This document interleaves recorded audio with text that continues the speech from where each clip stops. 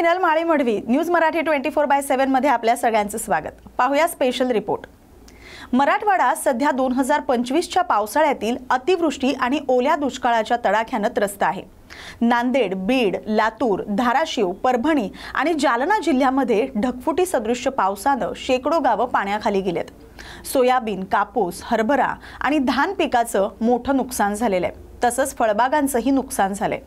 मुंबईमध्ये सामाजिक कार्य करणाऱ्या राजे फाउंडेशनद्वारे शेकडो कुटुंबांना मदत पोहोचवली जाणार आहे। या मदतीमध्ये स्वच्छ पाणी, अन्न पॅकेट्स, कपडे आणि वैद्यकीय किट्स यांचा समावेश आहे।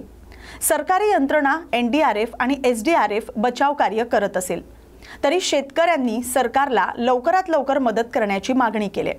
आरोग्य विभागाने संसर्गजन्य रोगांचा धोका टाळण्यासाठी लसीकरण आणि औषध वितरण वाढवलं आहे। मराठवाड्याला या संकटातून सावरण्यासाठी महाराष्ट्र सरकार, सामाजिक संस्था आणि नागरिकांच्या एकत्रित प्रयत्नांची गरज आहे। याबाबतचा विशेष आढावा घेतलाय आमचे प्रतिनिधी विनोद कांबळे यांनी। आता सध्या दांडिया, रास गरबा या ठिकाणी व्यस्त आहे, मोबाईलमध्ये व्यस्त आहे, एंटरटेनमध्ये व्यस्त आहेत। आपल्यासारखे युवक मदतीचा हात करण्यामध्ये सहभागी होत आहेत। नमस्कार, मी योगेश कांबळे, तुमचं न्यूज मराठी चॅनलचं मनापासून धन्यवाद करतो। आज मराठवाड्यावर जी न भूतो न भविष्यत अशी महासंकट कोसळलेलं आहे। मराठवाड्याने सुद्धा याचा विचार केला नव्हता की एवढ्या मोठ्या संकटाला ते सामोरं जातील, कारण मराठवाडा हा मूळतः दुष्काळ भाग आहे आणि तेथील परिस्थिती इतकी म्हणजे सरासरी त्यांचं पावसाचं जे हे असतं ते 700 ते 780 मिलीमीटरपर्यंत पाऊस पडतो, पण ऑगस्टपर्यंत इतक्या मोठ्या प्रमाणात पाऊस पडला म्हणजे त्यांची सरासरी ही 1000च्या पुढं 1000 मिलीमीटरच्या पुढं पाऊस पडला। शेतकरी शेती पाण्यामध्ये बुडली, त्यानंतर बरंच नुकसान झालं, जनावरं मृत्युमुखी पडली, त्यामुळं आपण पाहू शकतो या ठिकाणी शब्द स्फुरत होत नाही, कारण ते जे विदारक दृश्य आहे त्यामुळे भावना व्यक्त होत नाहीत शब्दांमध्ये। आपल्या भावना पोचलेल्या आहेत की मदतीचा हात पुढे केला पाहिजे। राजे फाउंडेशन पुन्हा एकदा मदतीचा हात पुढे करत मुंबईतून डायरेक्ट धाराशिव, बीड असेल, जालना असेल या ठिकाणी जे पूरग्रस्त आहेत त्यांना मदत करण्यासाठी येत्या 4 ऑक्टोबरपासून ते निघणार आहेत आणि काही दिवसांमध्येच जो मुंबईतून मदतीचा हात जो उगवता आहे त्यांनी केलेल्या मदतीची जी वस्तू असेल, अन्नधान्य असतील किंवा इतर वस्तू असतील, ते जमा करून मुंबईतून ते डायरेक्ट मराठवाडा या ठिकाणी जाणार आहेत आणि मदतीचा हात सढळ हस्ते त्या ठिकाणी देणार आहेत। त्यांनी आवाहन केलेलं आहे की ज्या प्रकारे आम्ही स्वयंसेवी संस्था पुढाकार घेत आहोत तसंही अन्य संस्था किंवा व्यक्ती किंवा मंत्री असतील यांनी सुद्धा जबाबदारी किंवा नैतिकता घेऊन त्या ठिकाणी मदत केली पाहिजे।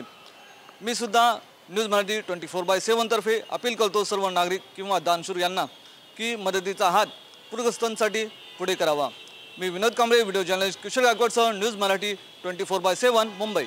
राजे फाउंडेशन जे की मुंबईमधील अग्रेसर अशी संस्था आहे जी की कोणाच्याही मदतीशिवाय स्वतःहून स्फूर्तपणे सहभाग घेते आणि लोकचळवळीतून, लोकसहभागातून जिथे गरज तिथे ते उभे ठाकलेले असतात। मदतीचा एक हात पुढे करत करत एक पाय सुद्धा पुढे करतात। असं नव्हे तर दोन्ही हात आणि दोन्ही पाय पुढे करत ते मदत निरंतर करत आहेत आणि त्यांच्या सेवाभावी जी संस्था आहे नेहमीच अग्रेसर असते। आज ते उभे आहेत एका मदतीचा हात पुढे करण्यासाठी। मराठवाडा येथे ओला दुष्काळ जाहीर झालेला आहे, त्यांना मदतीचा हात पुढे करण्यासाठी ते उभे राहिलेले आहेत। या ठिकाणी आपल्याशी संवाद साधणार आहेत त्यांचे पदाधिकारी। काय सांगाल, या ठिकाणी तुम्ही मदतीचा हात पुढे केलेला आहात, यापूर्वी सुद्धा तुम्ही मदत केलेली आहे आणि आता कशा प्रकारे तुम्ही मदत करणार आहात मराठवाड्यातील पूरग्रस्तांना? मराठवाड्यात सर्वप्रथम तुमच्या वृत्तवाहिनीचे राजे फाउंडेशन महाराष्ट्र राज्यातर्फे मी आभार व्यक्त करतो की मराठवाड्यात जी काही पूर परिस्थिती निर्माण झालेली आहे 3 ते 4 जिल्ह्यांमध्ये, तर त्यामध्ये आपली राजे फाउंडेशन संघटना ही नेहमी तत्पर असते। छत्रपती शिवरायांच्या विचारांवर चालणारी आपली संघटना आहे जी तळागाळातून समाजकार्य करत असते। कला, क्रीडा, शैक्षणिक, सामाजिक अशा प्रत्येक कार्यात आपण अग्रेसर असतो। तर आता मराठवाड्यात जी काही पूर परिस्थिती निर्माण झालेली आहे त्यावरती आपण आपल्या राजे फाउंडेशनतर्फे सर्वांना मी आवाहन करू इच्छितो की आम्ही तर स्वतः मराठवाड्यात मिठापासून ताटापर्यंत आपल्या शेतकरी बांधवांसाठी मदत घेऊन येत्या शनिवारी निघणार आहोत।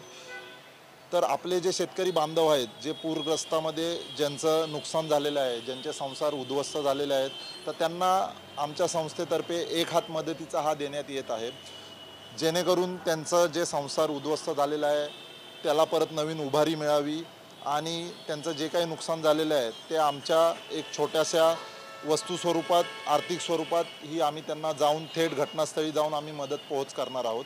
तर त्यामध्ये आम्ही 3 जिल्हे निवडले आहेत, सर्वप्रथम बीड, त्यानंतर धाराशिव आणि जालना, या 3 जिल्ह्यांमध्ये आम्ही स्वतः राजे फाउंडेशनचे जवळजवळ 35 ते 40 शिलेदार घटनास्थळी जाऊन त्या पूरग्रस्त बाधित शेतकऱ्यांच्या हातीच ती मदत सुपूर्द करणार आहोत, की जेणेकरून जो खरोखर ग्रासलेला आहे अशालाच ती मदत मिळावी।